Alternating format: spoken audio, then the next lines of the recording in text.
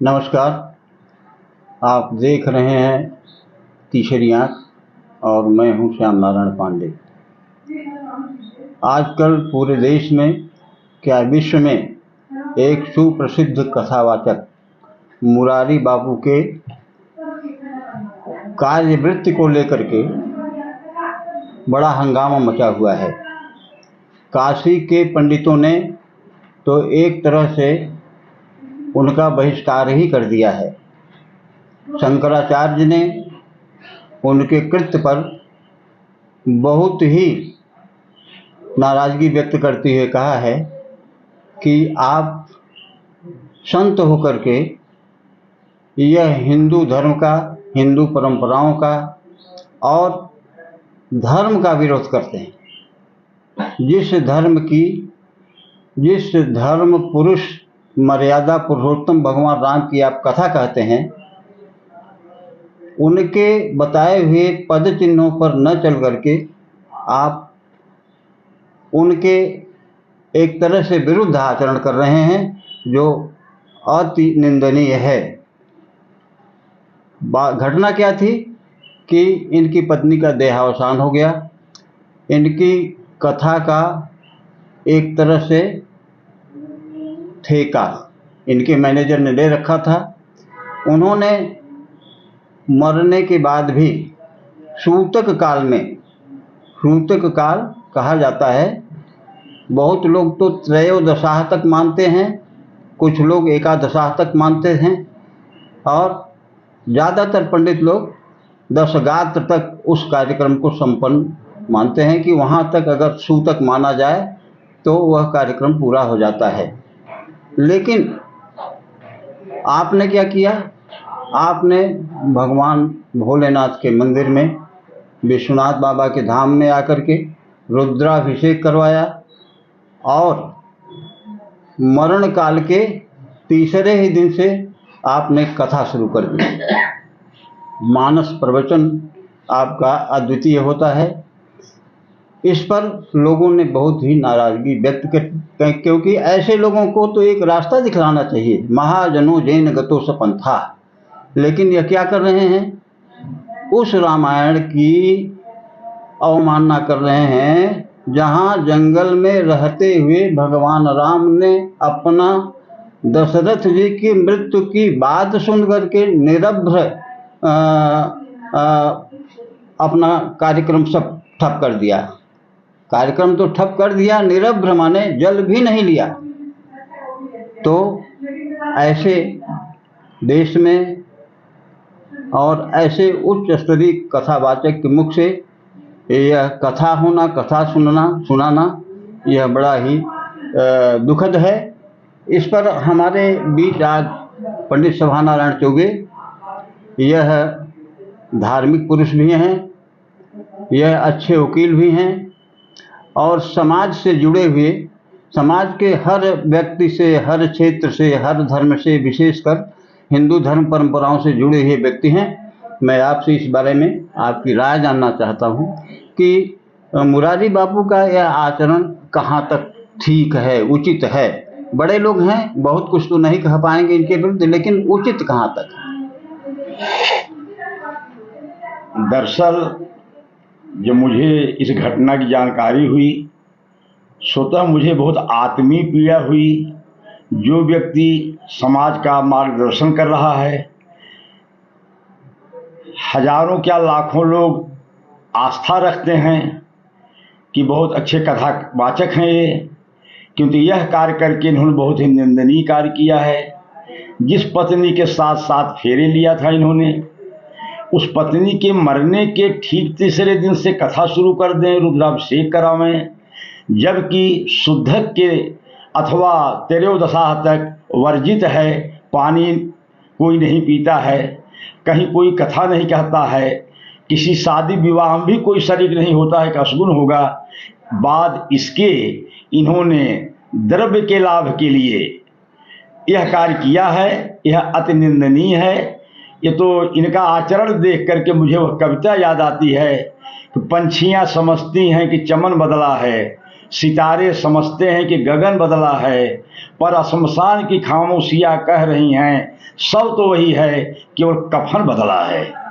वाह वाह। जो व्यक्ति इस प्रकार का संदेश दे रहा हो, मैं तो पूरे जनमानस से आह्वान करता हूं कि ऐसे व्यक्ति की कथा का बहिष्कार करें, ताकि उसे महसूस हो कि उसने कितना मतलब अति निंदनीय, जितनी निंदा की जाए वह कम है, वह उनका बहिष्कार हो, और ताकि आने वाले कल में समाज को प्रेरणा मिले। ऐसे कथावाचकों के प्रति जो श्रद्धा है लोगों की, वह समाप्त होगी। कृपया आज से ऐसा कोई व्यक्ति न करे। और मैं उनके बारे में क्या कहूँ, उनके हृदय क्या कहूँ। यह जब सत्य है कि जब भी मैं इनकी कथा सुनता था कभी कभार, पता नहीं क्यों ईश्वर की कृपा से मेरी आस्था इनसे कभी नहीं जुड़ी थी, और आज मैं संतुष्ट हूँ। तो बढ़िया हुआ कि मेरी जो आस्था नहीं जुड़ती थी, क्योंकि जो न दर्द पैदा कर दे वो गजल गजल नहीं है, और जो भ्रमर से मुख छिपाए वो कमल कमल नहीं है, और जिसमें न हो हृदयता वो हृदय हृदय नहीं है, और जिसे झोपड़ी से नफरत वो महल महल नहीं है, और जो कभी हो सके न घायल उसे क्या कहें जवानी, और जो बहान दे विकलता वो विकल विकल नहीं है। इसके बावजूद उस सुलक्षणा पत्नी के मरने के बाद इस व्यक्ति का मैंने धन लोलुपता देखी केवल, न कि उसके प्रति अपने कर्तव्य का निर्वाह। इसलिए मैं अपने वाणी को विराम देता हूं और आह्वान करता हूं ऐसे मुरारजी बापू जैसे किसी भी व्यक्ति का कि कथा का बहिष्कार करना चाहिए, क्योंकि ये विषवमन कर रहे हैं। और इससे ज़्यादा न कह करके मैं इतना ही कहूँगा कि आने वाले कल में मानव जगत को प्रेरणा लेनी चाहिए, और ऐसे लोगों से सदैव होशियार रहना चाहिए, और इनका बहिष्कार करना चाहिए। इसी के साथ मैं अपनी वाणी को विराम देता हूं। और विराम देते देते मुझे एक पंक्ति याद आ गई, उसको कहना जरूरी समझता हूं। चर्चार्थ हो रही है इनके ऊपर। आदमी को देख कर डर रहा है आदमी, आदमी को लूट कर घर भर रहा है आदमी, मर रहा है आदमी, मार रहा है आदमी, आदमी हैरान है क्या कर रहा है आदमी, आदमी आदमी को छल रहा है। कई अरसे से यही चल रहा है, रोज होता है चौराहे पर सीताहरण, जबकि मुद्दतों से रावण जल रहा है। ऐसे उदाहरण हैं हमारे मुरारी बापू, जिनका मैं भर्त्सना करता हूं, पूरे जनमानस से निवेदन करता हूं इनकी भर्त्सना होनी चाहिए। इसी के साथ वाणी को विराम। इस बारे में हमने आज कई विद्वानों से बात किया। आपने तो हृदय की गहराइयों से अपनी बातें कही हैं। यह निंदा नहीं कर रहे हैं, बल्कि जो भारतीय धर्म परंपरा है उसका उन्होंने जो विरोध एक तरह से किया है, प्रकारांतर से विरोध किया। भाई आप संत हैं, वैष्णव तो हैं ना, गृहस्थ संत हैं। गृहस्थ का धर्म है कि पत्नी के प्रति आपका क्या कर्तव्य है, कम से कम उसको तिलांजलि देने के साथ साथ त्रयोदशा तो करिए, उसका एकादशा तो करिए, खोडशी तो करिए। क्योंकि हमारी धर्म परंपरा यह करती है, हमारे पुराण कहते हैं, हमारा गरुड़ पुराण इसी पर पूरा आधारित है।